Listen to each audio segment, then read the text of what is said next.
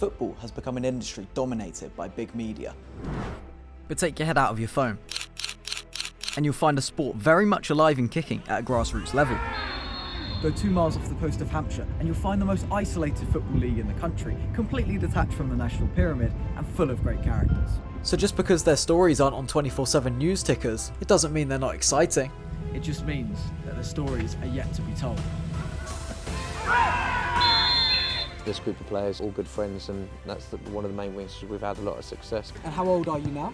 93. I've been watching the club since I was 8 years old. I've come back in the last 2 years to Newport, and that's enabled me to indulge that passion. Let's stop the having their party today, yeah? What other sport is there to play here? Do you know what I mean? This is it. We like to play football. It's as simple as that. What would you give to play football again? Oh, I think I'd give anything, to be honest. I miss it so much. I think it's time we tell their stories.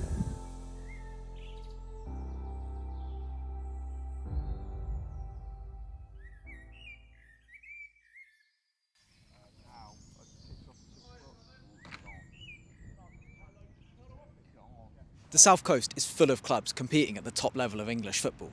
The likes of Bournemouth and Brighton are rubbing shoulders with Manchester United in the Premier League, which is the first tier in the English football pyramid. Keep dropping down divisions and you'll continue to see clubs based on the South Coast. But go those 2 miles off the coast and you have to drop down to level 9 until you see a team from the Isle of Wight.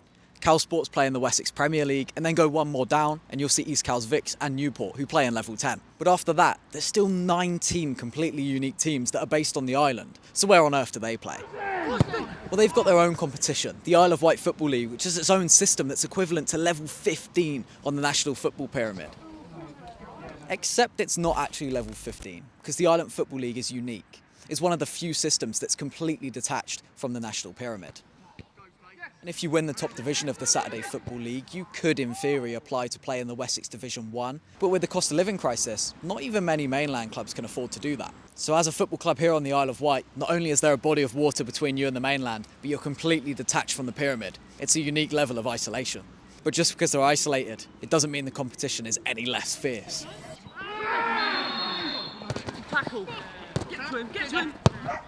But before we get into all of the nitty and gritty, let's go back to the beginning, because here tonight at Sandy Lane, Whitecroft and Barton are hosting Ventnor in a Division 1 clash. At the time of recording, Whitecroft and Barton were invincible this season, having won 17 of their 19 games played. And while the home side warmed up, W&B manager Paul O'Connor reflected on why the club's been so successful. Well, I'm 40 now. So back then you could play from the age of 14, so 40 years I've been doing it. But we've been together now for a long time. This group of players, all good friends, and that's one of the main reasons we've had a lot of success, because we've kind of stuck together, and we're kind of like getting to the age now where some of them will actually get to hopefully play with their sons and stuff in the team. So obviously I've retired from playing now, but like Joe, one of our joint managers, his nephew's coming up to 16, and then you've got another couple of the players now whose kids are going to be coming up soon. Yeah, it's really good. It's good. And the next generation will have to learn quickly, because as kickoff approaches, you'll realise this is no child's game.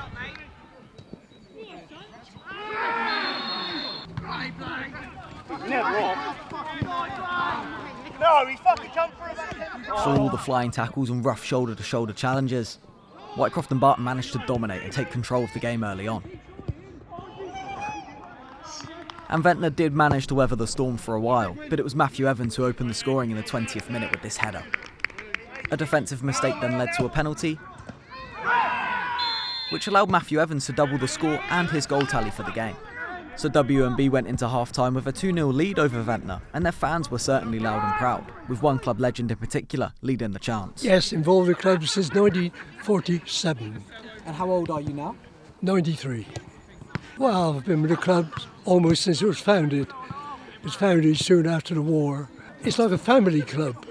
We had a game here two years ago, and we had 6 players playing whose father had played at the club.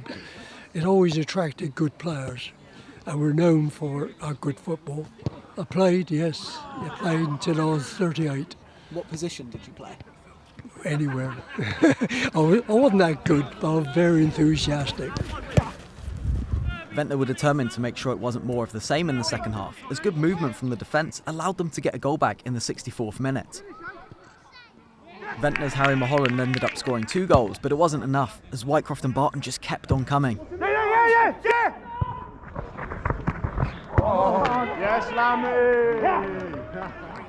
The home side ended up winning 7-2, which took their goal difference up to a ridiculous 64 in just 19 games. And while the banter's certainly present on the pitch at this level, it doesn't end when you come off of it either. Yeah, it's good. Obviously, Kyle, stop it! Come on, mate, he wants to get this done and get home. Joker of the pack there, Kyle.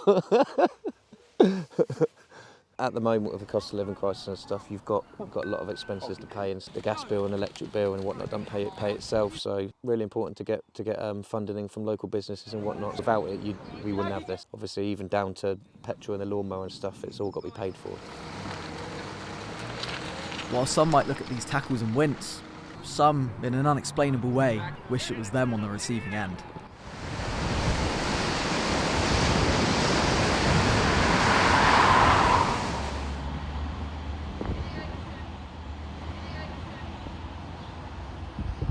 I'm Sam Chappenden, I'm a carpenter and I'm from the Isle of Wight. Football's always been massive in my life, watching, supporting and then eventually playing for my local team. My dad got me into football from a very young age, probably from the age of 2 when I first put my pair of boots on. I've loved it ever since. Sam was a left winger who joined Knighton FC aged 6 and rose through the ranks. But unfortunately, before he could even finish his first men's season, his life would change forever. It was the last game of the season for Knighton FC. There was a crunching tackle late stages of the game from the right back and he come in very, very hard, and all of a sudden I just felt something go. I wasn't entirely sure what it was at the time, but I just remember an awful lot of pain. The doctor then after said that I'd done my ACL, and he said that it was going to be a long, long recovery and I might never actually play again. I was 16, I just started playing my first few games for the men's team. I couldn't walk for probably about 2 to 3 months without the crutches, and then even then it was a struggle after that. But Sam has always been the competitive type. He wasn't going to let a little injury break his desire to compete. I started playing a few different sports, a few less intense sports, things like darts, down the pub, try and get that competitive nature back, which I really enjoy. I've also been playing some esports, things that just, again, playing as a team, anything that's less intense really, I've sort of given a go. I've tried training, but I just can't keep up with the lads like I used to, and I don't think I ever will. Yeah, these boots will always mean quite a lot to me. They were the ones I was actually wearing when I had the injury, and it's sort of a constant reminder of sort of how far I've come. Obviously, being a carpenter, I do a lot of woodworking. Isn't too strenuous, you know, smaller pieces making up like cabinets and things like that. When I've had a really hard day carrying a lot of stuff, it does remind me, which isn't very nice. Overall, it's not too bad, and it's improving over time.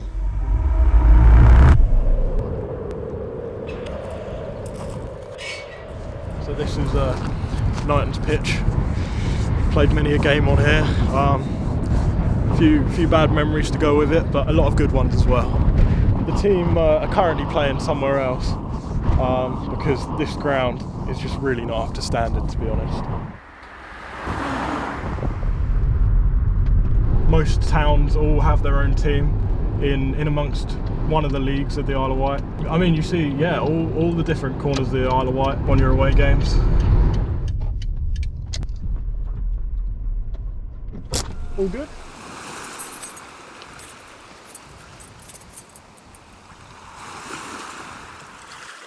I really miss being a member of a team.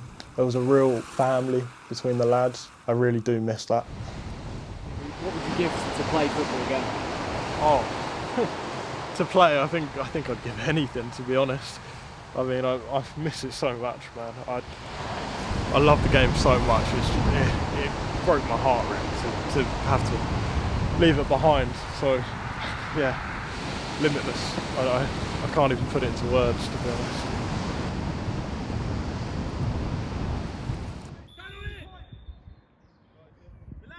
So while most of the clubs on the Wight do play their games on the isolated island, there are a select few that do their business on the mainland. East Cowes Vics, Cowes Sports and Newport FC have been involved in the Wessex League now for years. That's a selection of divisions that are connected to the English footballing pyramid. But behind me right now is the Newport FC reserves team as they take on Osborne Coburg in Division 2 of the Isle of Wight Football League. A win for Coburg today would see them secure promotion to a higher division, but for the Newport FC players, whose main team is based in the Wessex League, why are they even playing? Why is this grassroots football in the Isle of Wight so vital to clubs who have seemingly cut them adrift and gone to play on the mainland? Well, it's a big question to answer, so we found a qualified mind to tell us, someone that's been involved with Newport FC for years. Being an island, we've got a limited pool of players, and 3 Wessex League teams, they both need squads of 15 to 20 players to operate minimally in the Wessex League. When you get injuries, when you have a long season, then it's very important to be able to call on other players if they're available, and Island League infrastructure allows us to do that. So for example, you'll see players that might week in, week out play for W&B or West Wight, making themselves available for the Wessex League teams when they need it.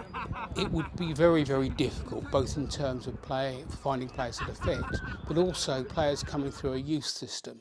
And that's the other thing that the Island League, with its 2 main divisions and its combination divisions, gives the Wessex League clubs. There's a progression from a player playing for an A side in the combination at 16, 17 years old, getting picked up and playing in the first division of the Island League, and then progressing on to the Wessex League. So that's what that infrastructure gives to both Cowes, East Cowes and us at Newport. Right, lads, fullbacks, you join in as well. Just because you're fullback doesn't mean you've got to stay there. All right, you can still go and join in with them. Okay. Right, lads, let's get out there. Let's stop them fucking having their party today, yeah? Fucking too right. Okay. Right, come on then. Come on, lads, don't worry.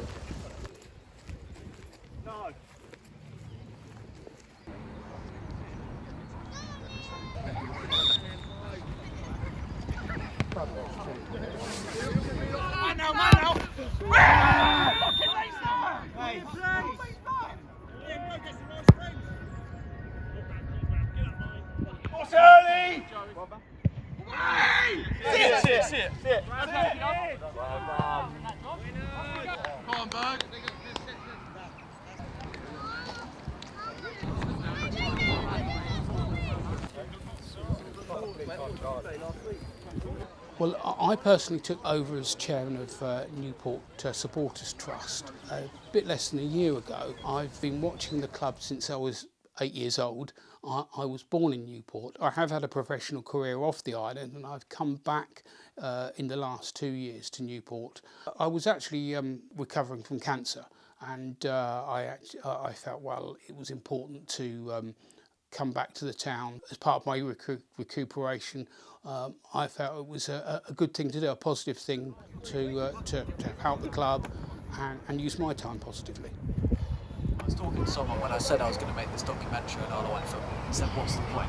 So why do you play? The point of it is, I think, is to socialise. It's to, some of us are building fitness. Maybe some people are younger and they're starting here, and maybe they have aspirations to go elsewhere. What other sport is there to play here? Do you know what I mean? This is it. We all like to play football. It's as simple as that.